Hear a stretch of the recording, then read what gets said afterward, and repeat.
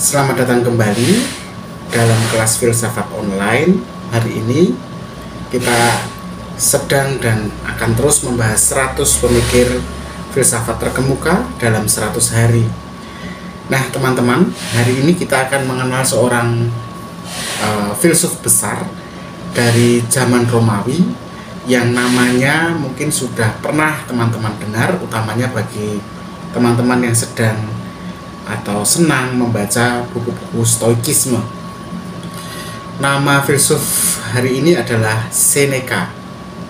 Ya, Seneca terkenal dengan pemikiran dia tentang ketenangan jiwa, tentang ketangguhan menghadapi tantangan hidup, dan tentang seni menjalani kehidupan yang sederhana di tengah gemerlap kekaisaran Romawi. Baik, sebelum kita sampai pada pembahasan yang lebih mendalam, kita coba mengenali dahulu siapakah Seneca itu. Teman-teman, nama lengkap Seneca adalah Lucius Annaeus Seneca. Jadi Lucius Annaeus Seneca, atau singkatnya sering dipanggil Seneca.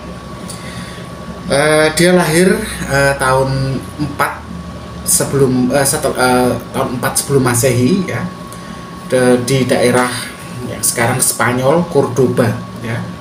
Tapi pada saat itu Spanyol ada di bawah kekaisaran Romawi.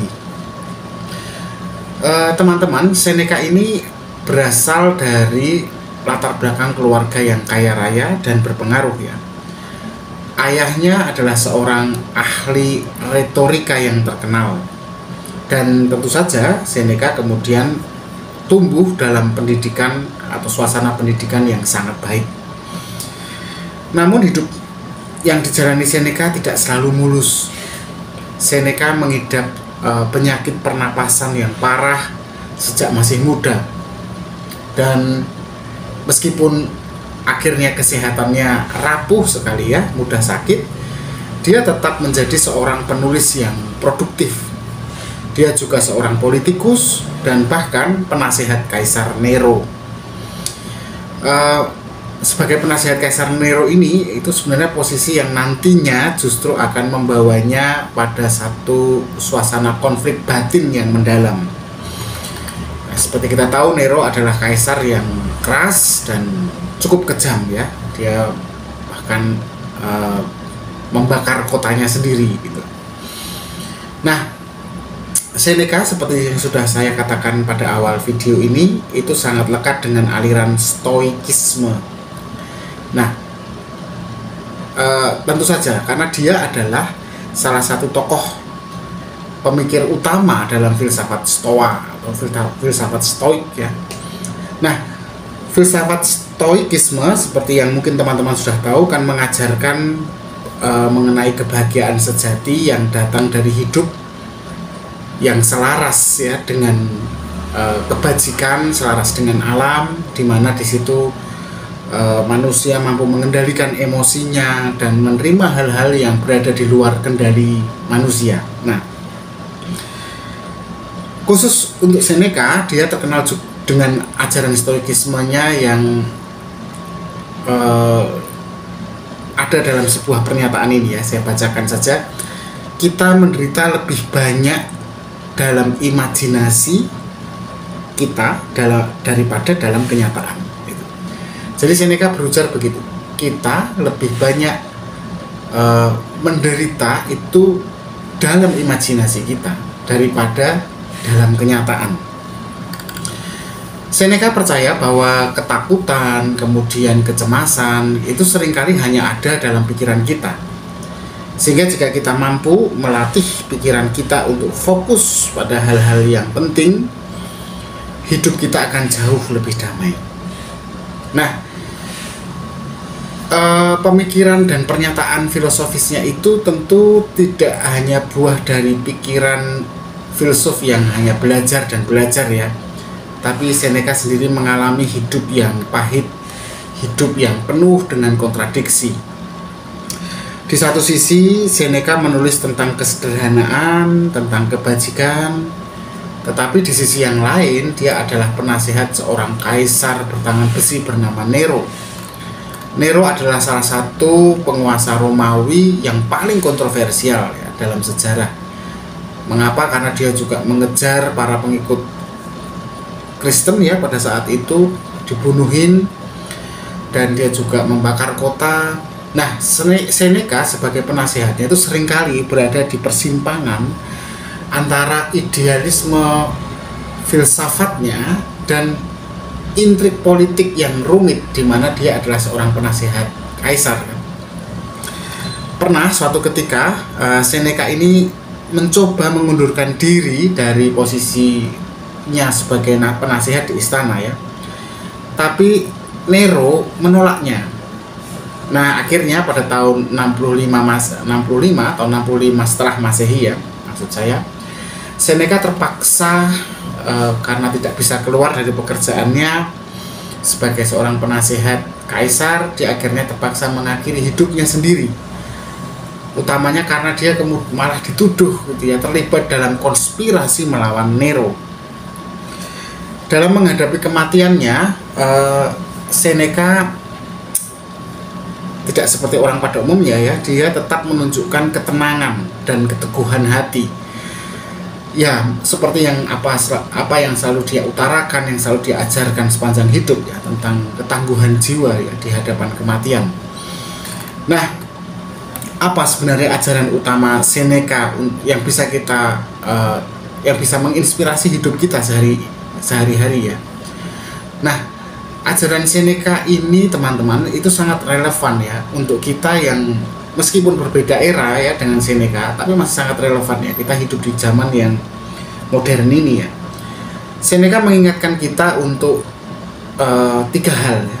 Pertama, kita diingatkan untuk mengendalikan emosi kita, menerima apa yang ada di luar kendali kita, dan hanya konsentrasi pada apa-apa saja yang ada di dalam kendali kita.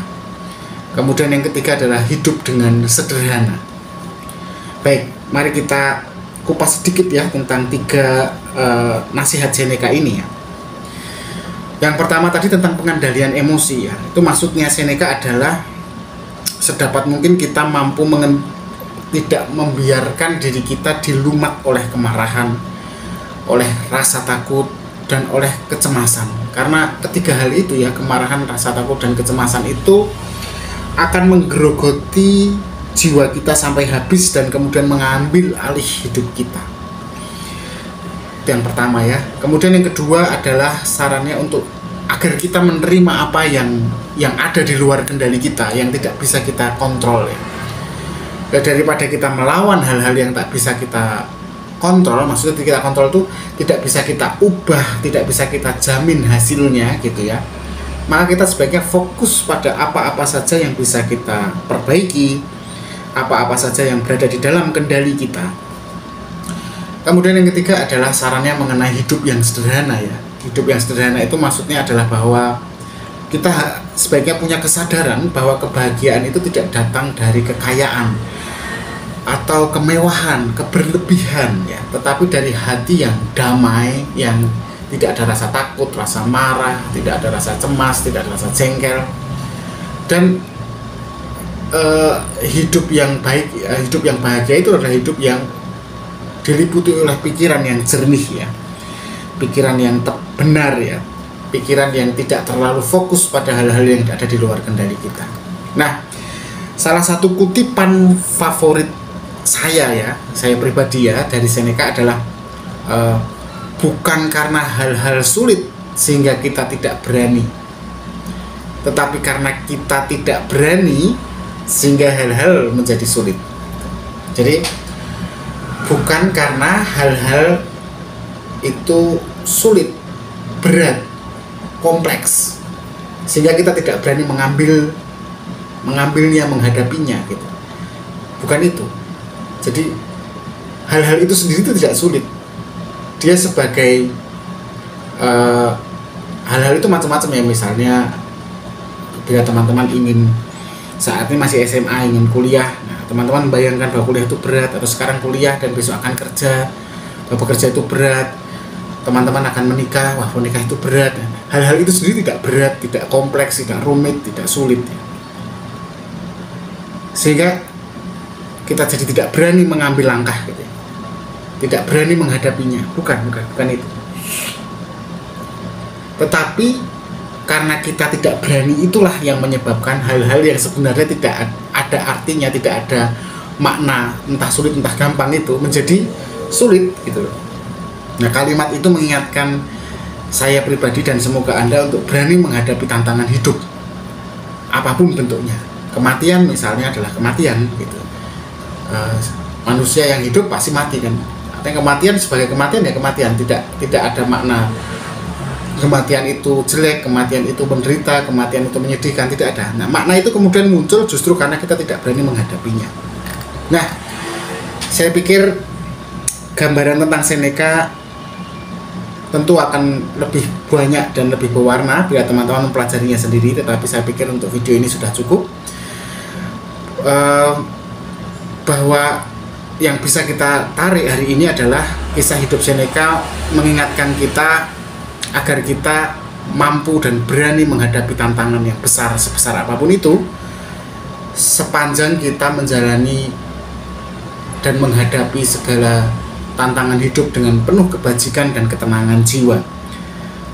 Nah, bila teman-teman punya pengalaman mengalami hidup yang berat, hidup yang sulit, tetapi teman-teman berusaha untuk menghadapinya dengan ketenangan jiwa, dengan pikiran yang objektif ya, tanpa penilaian tambahan gitu ya, silahkan berikan di kolom komentar untuk kita berbagi bersama. Baik teman-teman, terima kasih sudah menyaksikan video ini. Jangan lupa untuk like, subscribe, dan nyalakan lonceng notifikasinya agar teman-teman terus diberitahu ketika ada video-video baru untuk mempelajari filsafat lebih mendalam lagi. Sampai jumpa di episode berikutnya. Terima kasih dan tetap berpikir kritis.